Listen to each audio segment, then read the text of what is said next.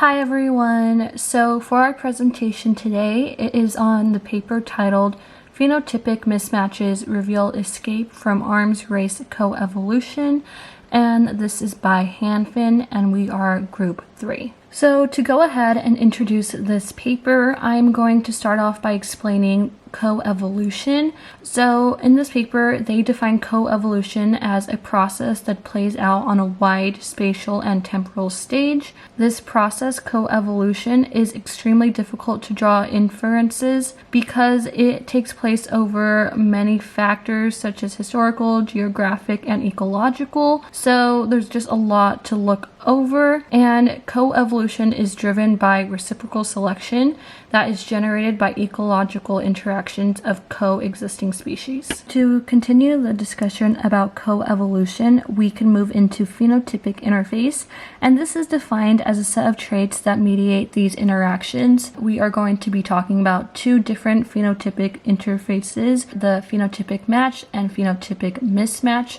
To the right of your screen, I have an image depicting what phenotypic match and mismatch looks like. So phenotypic match is basically hotspots where current reciprocal selection is strong, and mismatch are cold spots where phenotypic interface traits are functionally non-overlapping. So how phenotypic match and mismatch relates to this paper is that the researchers used the phenotypic interface to compare the race between the garter snake and the deadly prey newts. Researchers conducted this experiment over 2,000 kilometers, spanning from British Columbia, Canada to Southern California, and here they sampled 28 localities that encompass the full variation of predator and prey phenotypes that are known within this interaction. Specifically, the phenotypic interface that they explored between the garter snakes and the newts is the toxin named tetrodotoxin, or TTX, which is illustrated to the right of the screen. And basically, to describe what TTX is, it is one of the most potent neurotoxins known that binds to the outer pore of voltage-gated sodium channels in nerve and muscle tissues. And so in all, it blocks the propagation of action potentials. Why this is interesting and related to what the researchers are studying is that the snakes in particular have high levels of TTX in the skin, and the levels that they have is very lethal to their predators. For example, it could kill up to 10 to 20 humans. What's also interesting is that newts produce their own TTX, and in turn, the snakes have become resistant to this TTX when they are consuming the newts. It has also been shown that resistant variation depends on the geographic location and whether these newts do have TTX within them. So now for the method section, this was a mix of descriptive and experimental study. For the geographic sampling, they sampled a total of 383 newts from 28 localities throughout the North American West Coast, and that co-occurred with populations of garter snakes that have been described as having TTX resistance, and only sexually mature animals were assayed in order to minimize the variation in toxin levels.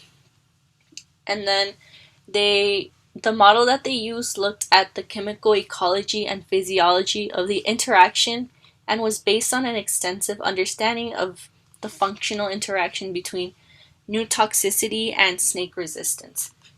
So they measured and estimated for 3 things. So the first was toxicity of newts. Second was doses of TTX required to reduce performance of snakes to 15, 50, and 85% of their baseline performance. And the third thing was the degree of match and mismatch between newt and snake phenotypes.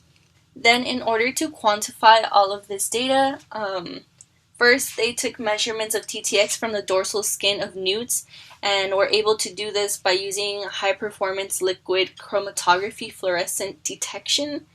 And these numbers were then used to estimate the total amount of TTX present in each newt. And according to the researchers, they say that this method has been shown to be highly repeatable and accurate.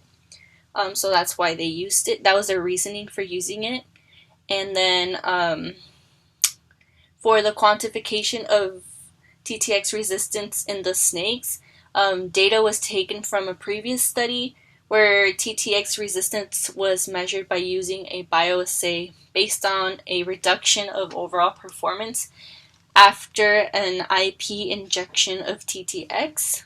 And they modeled the effect of oral consumption of newts by snakes by converting the calculated IP doses into oral doses, and they found that this relationship was linear. So the data lined up to their predictions, and they plotted total skin TTX of newts against sizing adjustments to make up for modeling mismatches. They also used several equations to manipulate the data into what they needed it to show, and it worked out pretty well from what I could tell.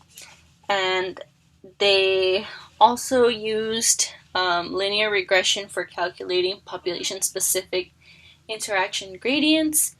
And overall, like their conclusion, they say that their model assumes that the best functional match describes the perfect match is total skin TTX in newts should equal 50% dose of co-occurring snakes.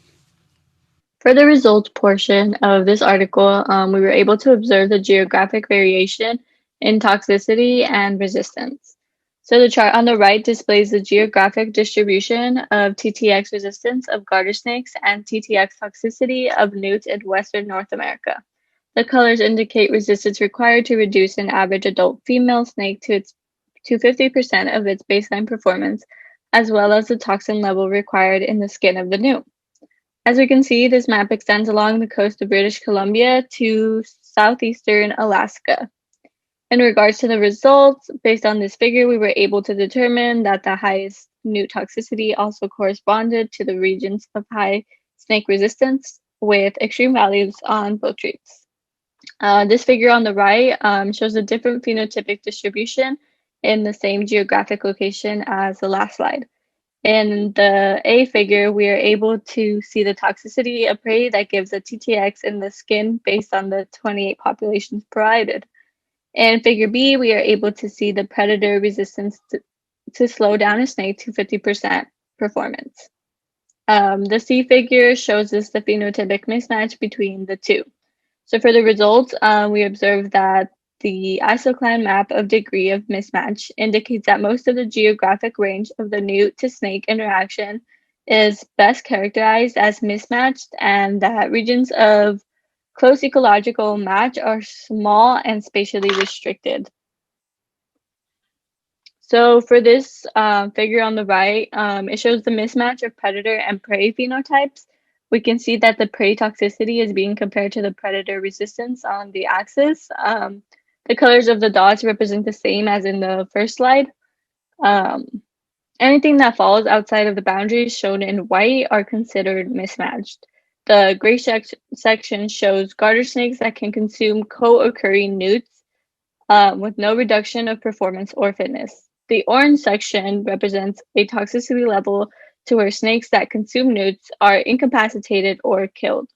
So for these results, we can see that mismatch is seen more common in predator resistance than in toxicity of prey. So in this slide, we see two figures, well, a table and a figure. So for the table on the left, it shows the list of all localities of sympatric newts and snakes and the data that we used to form the previous figures. This data complements the interaction of gradients in figure 1 as well. In this last and the figure on the right, we can see that the representative interaction gradients for localities across the range of mismatches. So this is similar to the figure with the bars, except that this one shows a curve. And this curve represents the generalized dose response related to the whole snake resistance in snakes to the quantity of TTX. The x-axis varies among localities, and two examples of these localities vary in newt toxicity. For the orange shaded region, we can see that no localities were shown. The slope, which is also seen as the beta, demonstrates the average potential selection from the phenotypic interface. And the gradients that are 0 or near 0 demonstrate the lack of reciprocal selection. And more of this will be covered in the discussion portion. Hi, I'm Sabrina, and I will be going over the discussion portion of the paper today. And I would like to start off by going over phenotypic mismatches. So phenotypic mismatches, we're already gone over, but I'm going to go do a little review. So basically, when there's a phenotypic match, we know that reciprocal selection is going on. And I'm going back to this figure. And as we know that reciprocal selection in this arms race is going on within the white band. Now, what's a phenotypic mismatch? It's basically where they're not in an arms race. And we see two different kind of stages of this arm race here in this graph. So the first, we look at the lower left. We see they are not in an arms race here. There's no adaptation of toxicity. There is no predator resistant. Nothing's happened here. Then we see in the middle where they are in the middle of an arms race, which is where we see the phenotypic matching, again, the reciprocal selection. Then we also see in the more upper right, right under the 85% where I'm pointing, that's where we see the predator winning.